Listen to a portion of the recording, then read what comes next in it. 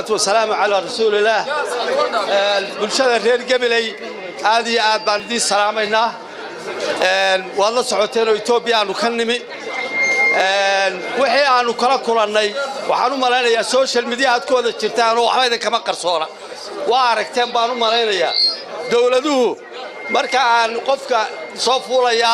xukunka soo fuulaya inta ka horeysa siyaaro kala duwan bay wax u muujiyaan. kuma dhawaaqaan oo afka kuma kala qaadaan cidaasaan muctaraftin cidaasaan noqday laakiin siyaaro kala duwan iyo diblomaasiyad baa lagu hadlaa waxaan u maranayaa social media waad aragteen in wax idinka dhimayeen war badan idinka dhimayeen u malayn maayo waa haysaan baan u malaynayaa heer federaal iyo heer kilin iyo heer bulsho looma kala hadhin waad aragteen baan u malanayaa waa la socotaan taa intaasaan ka oranayaa halka kan maanta waxaan xasuustay bari 2011 aan xajka tagay Maka xaramka aan ku sigtay maanta waa ummadii ugu badnayd ee ka labaad ee aan arko ummad sidaas oo xamaasada inta la ku jirto aad iyo aad bay xasuustay anuu ragga qaarkii haddaan maanta ragga qaarkii haddaan ahay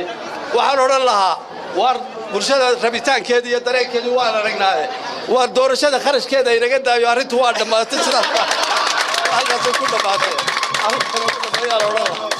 runta haantii hadday wadaniyiin yihiin ama rag dalka u dhaxaya intaasay oran lahaayeen maanta waaba inoo soo gaabin lahaayeen baash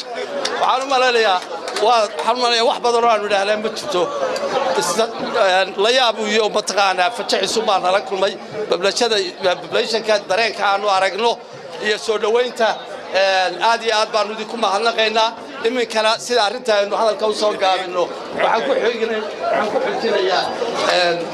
gudoomiye ku-xigeenka xisbiga kulmiye Axmed Kaahin. Salaamu calaykum waraxmatullaahi